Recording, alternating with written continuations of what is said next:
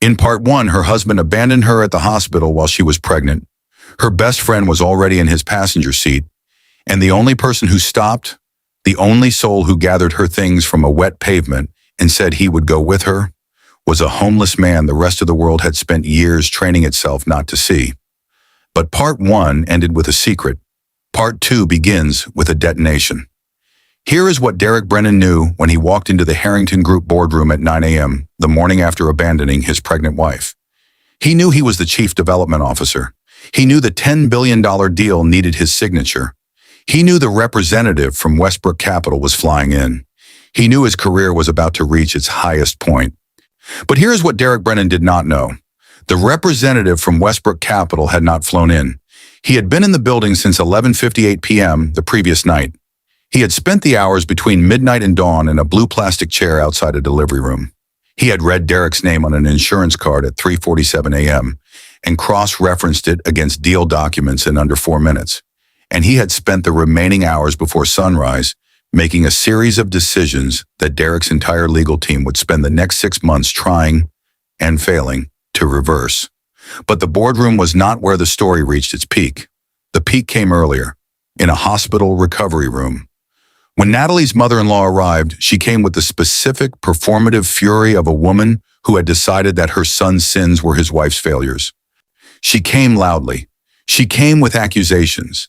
And she came with a hand that she raised and brought down across Natalie's face in a slap so sharp that it silenced every other sound in the room. Every sound, that is, except the quiet exhale of the man in the torn coat in the corner, who set down his paper cup, straightened in his chair, and for the first time in 45 days, reached into the interior pocket of his coat and placed his real phone on the table in front of him. The screen lit up the room. What does a trillionaire's intervention look like when it is delivered not in a boardroom, but in a hospital room? What is the last thing Derek Brennan sees before his career ends?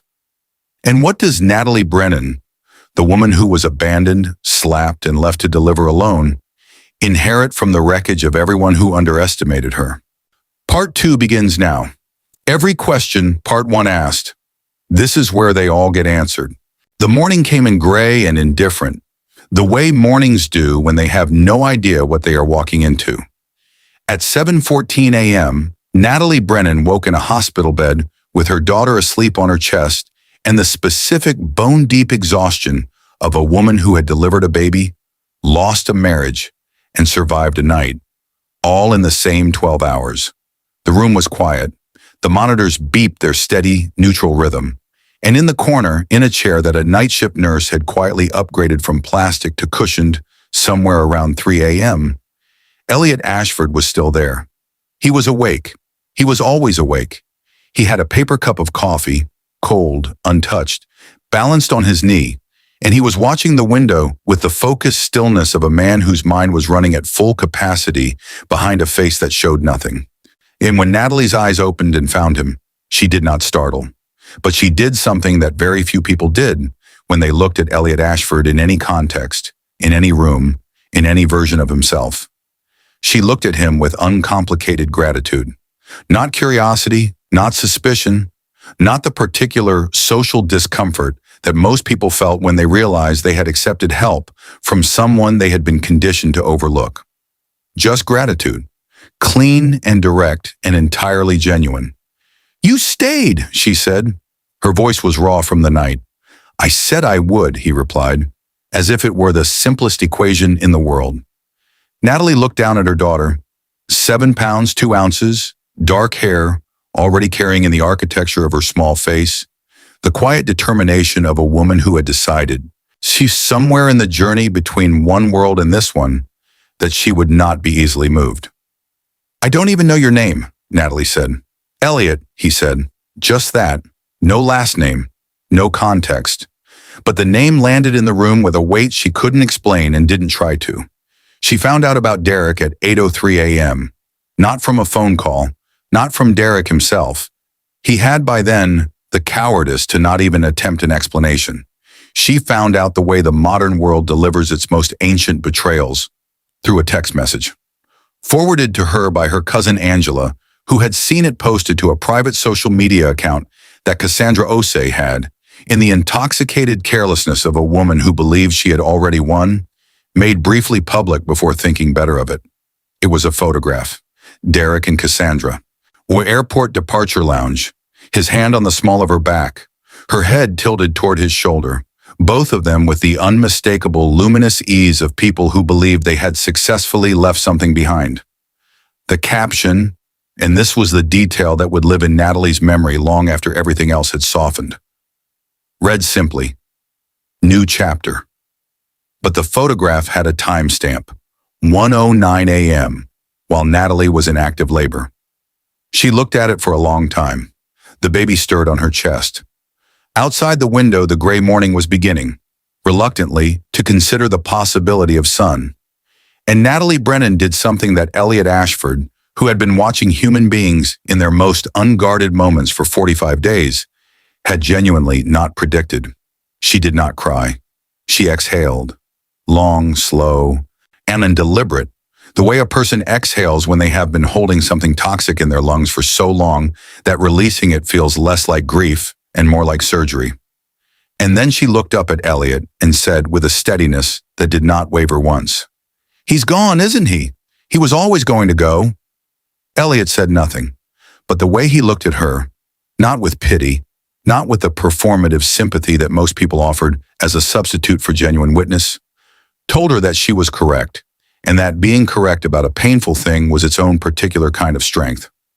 At 9 a.m., 12 floors above them and 4 blocks away, Derek Brennan walked into the Harrington Group boardroom. He had showered at Cassandra's apartment. He had changed into the suit he kept in his office, the good one, the charcoal wool one he saved for signings and presentations. He had rehearsed his talking points in the elevator. He had nodded at colleagues with the composed confidence of a man who had compartmentalized the previous 24 hours into a sealed container and placed it somewhere he did not intend to revisit until after the deal was done. But compartmentalization, Derek had never understood, only works when no one else has access to the container. The boardroom was already occupied when he entered. 6 people from the Harrington side, legal, finance, 2 board members, arranged along one side of the long glass table, and at the head of the table, in the chair that Derek had assumed, based on the briefing documents, he would belong to a senior Westbrook Capital representative named Jonathan Price.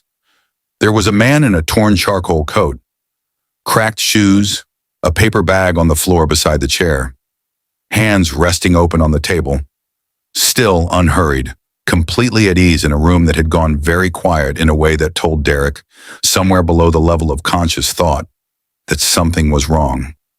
Derek stopped walking, but his feet had carried him 3 steps into the room before his mind caught up, and 3 steps was too far to retreat without everyone at the table seeing exactly what was happening on his face. The man in the torn coat looked up, and Derek Brennan looked into the eyes of the man he had stepped over at the hospital entrance at 11:47 p.m. the previous night. The man he had not broken stride for, and the man he had dismissed with the complete practiced invisibility that certain people reserve for those they have decided do not matter, and felt the floor of his confidence drop away beneath him like a trapdoor. "Mr. Brennan," Elliot Ashford said. His voice was exactly as quiet as it had been in that hospital corridor at 3 a.m. It did not need to be anything else. "Please, sit down." The silence in the room was the kind that has weight. Derek sat. "I've been looking forward to meeting you," Elliot continued, and the 6 people on the Harrington side of the table shifted almost imperceptibly in their seats, because something in the way he said it made every one of them understand, without being told, that looking forward to did not mean what it usually meant. "I understand you had quite a night." Derek's collar tightened without moving. Yes, family matter. Resolved now." "Is it?" Elliot said. Not a question. A verdict delivered in the grammar of a question. He reached into the interior pocket of his torn coat, and he placed his real phone, the one nobody in that hospital had known existed, the one whose screen, when it lit up, displayed a lock screen wallpaper of the Westbrook Capital logo above a portfolio value that had 7 zeros before the decimal point, flat on the glass table between them. The screen faced Derek. Derek looked at it. But the number on the screen was not what stopped his heart. What stopped his heart was the photograph beside the portfolio figure. A thumbnail image, pulled from the social media post his legal team would have advised him to have scrubbed 12 hours ago. Time-stamped 1:09 a.m. An ina of Derek and Cassandra in an airport departure lounge, her head on his shoulder, his hand on her back, and a caption that read, "New chapter. The $10 billion deal," Elliot said, folding his hands on the table with the patience of a man who had all the time in the world and all the leverage in the universe, requires that every senior signatory on the authorization chain pass a character verification review. He paused. "It is a clause I inserted personally. Page 47, subsection 9. Your legal team initialed it in October." Derek's mouth opened, but no sound came out, because there are moments in a man's life when his mouth finally understands what his choices have cost him before his mind is ready to accept it. "I was at the hospital last night, Mr. Brennan," Elliot said. All night." The boardroom went so quiet that the air conditioning sounded like a verdict. Elliot Ashford returned to the hospital at 11:23 a.m. He had left the Harrington Group boardroom at 10:47 a.m. Not dramatically, not with the performative exit of a man who wanted to be watched leaving, but quietly the way he did everything, after delivering 7 words to the room that his legal team would spend the next week translating into paperwork. "The deal is under full review, indefinitely." He had not looked at Derek Brennan when he said it, but Derek had looked at him, with the specific hollow expression of a man watching the most important thing he has ever built collapse in real time. Not in an explosion, not in a scandal, but in the quiet, irreversible way that things collapse when the person holding them together simply opens their hands and walks away. Elliot had walked back to the hospital because there was unfinished business, but he did not yet know, when he pushed through the entrance doors and rode the elevator to the 4th-floor recovery ward, exactly what form that unfinished business was about to take, or how completely it would remove every last restraint he had placed on himself in 45 days of deliberate invisibility. He heard her before he reached the room. Margaret Brennan had arrived at 11:09 a.m. with the energy of a woman who had rehearsed her entrance. She was Derek's mother, 61 years old, immaculately dressed, the kind of woman who wore pearls to a confrontation because she believed presentation was its own form of dominance. She had driven 2 hours from her home in Clearfield the moment Derek had called her that morning, not to comfort Natalie, not to meet her grandchild, but to deliver with the full authority of a mother who had never once held her son accountable for anything. A verdict on a woman who had just spent the night delivering that son's child alone. She had started in the doorway. "You drove him away," Margaret said, her voice carrying the particular, weaponized calm of someone who had been saving this speech for longer than Natalie realized. "Derek is a good man, a provider, and whatever he did, whatever choices he made, you pushed him to them. A man doesn't leave unless he has a reason." Natalie was sitting up in the hospital bed, her daughter asleep in the bassinet beside her. She had not slept. She had not eaten. She had spent the 2 hours since Elliot left the room in the particular, exhausted stillness of a woman who was conserving every remaining unit of her strength for the thing she already sensed was coming, but she had not anticipated how fast it would come. "I want you to hear me clearly," Margaret continued, moving into the room now, her heels precise on the tile floor. "You will not take that child and use her as a weapon against my son. You will not go to lawyers. You will not make this ugly. Because if you do..." She stopped at the foot of the bed and looked at Natalie with eyes that had clearly never once considered the possibility that they could be wrong. "If you do, I will make absolutely certain that everyone who matters in this city knows exactly what kind of woman you are."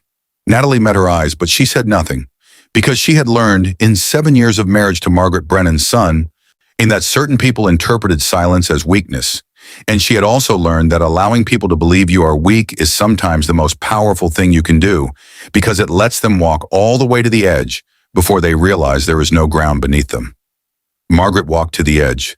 She leaned forward over the bed rail, and she raised her hand, and she brought it down across Natalie's face, open-palmed, deliberate, the kind of slap that is not an impulse but a statement, with a crack that silenced every sound in the room, including the soft music from the bassinet mobile and the distant rhythm of the corridor outside.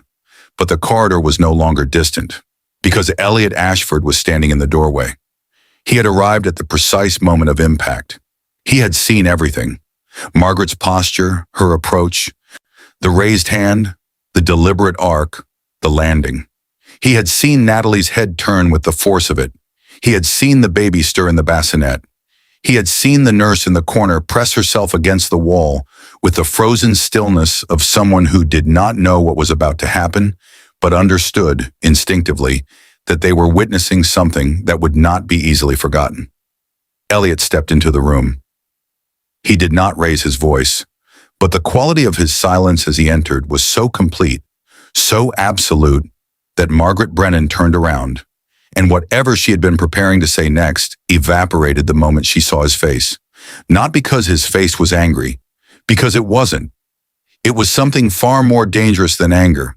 It was the face of a man who had already decided, completely, calmly, and without a single reservation, exactly what was going to happen next, and was simply waiting for the room to catch up. He reached into the interior pocket of his torn coat. He placed his phone on the bedside table beside Natalie. The screen faced up, and in the silence of that recovery room, Margaret Brennan looked down at it, at the lock screen, at the logo, at the number with 7 zeros, and the color left her face with the speed of a woman who has just understood, all at once, every mistake she has made in the last 20 minutes. "My name is Elliot Ashford," he said, to Margaret, quietly, with the specific, unhurried enunciation of a man who understood that his name in certain rooms did a great deal of work without any assistance. "I own Westbrook Capital. I have been in this hospital since midnight. I watched your son step over me at the entrance to this building at 11:47 p.m. last night and drive away while his wife was in active labor." He paused. "And I have just come from a boardroom where I placed the Harrington Group deal. The deal your son has spent 3 years building his career around. Under indefinite review." Margaret's mouth opened. "I also," Elliot continued, "have a very clear video of what just happened in this room. My security team activated the moment I entered the building. It is already with my legal department." He looked at her with eyes that were not cruel, but were utterly, completely, immovably final. "I would strongly suggest that you leave this room, and that you do not return without legal representation." Margaret Brennan left the room.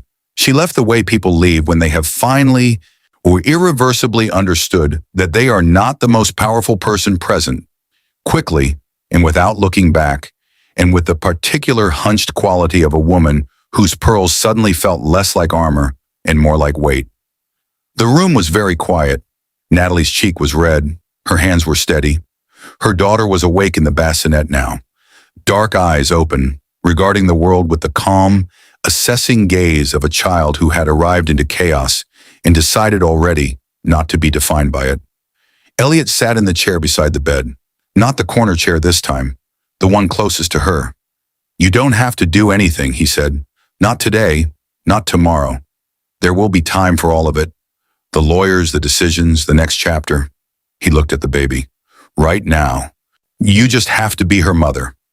Natalie looked at him for a long moment, but this time the look was different from the one she had given him that morning. This one had something in it that was harder to name.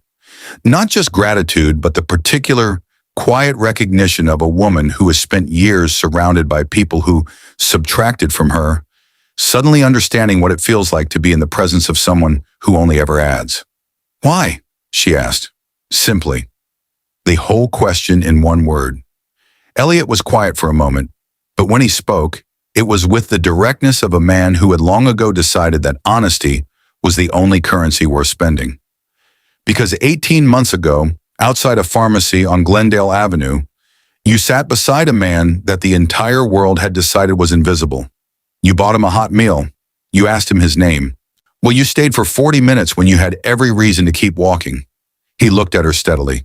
"Nobody does that without it meaning something about who they are. And who you are, Ms. Brennan, deserved a witness." The baby made a small sound. Not distress, not hunger, but the particular contented sound of a child who is exactly where she's supposed to be. But the story does not end in that hospital room. It ends 6 months later when the Harrington Group deal, restructured, renegotiated, and reauthorized under terms that Elliot Ashford personally revised, closes with a new name on the senior authorization chain. Not Derek Brennan, who had resigned under the weight of the character review and relocated to a city where his name carried no history. Not anyone from the old guard who had built their positions on the assumption that power protected its own. The new name on the authorization chain belonged to a nonprofit foundation, the first initiative of its kind in the region, dedicated to supporting single mothers in crisis, funded by a private endowment of $40 million, and chaired by a woman named Natalie Brennan, who had learned in one night what most people never learn in a lifetime, that the kindness you give when you have nothing is never lost. It is only delayed. But when it returns, and it always returns, it returns as something the people who abandoned you could never have imagined, and something they can never take away. The moral the story teaches: kindness given when you have nothing is never wasted. Betrayal always leaves a trail. And cruelty delivered in front of the wrong witness does not just cost the cruel their dignity, it costs them everything they built while they were busy underestimating the people they left behind.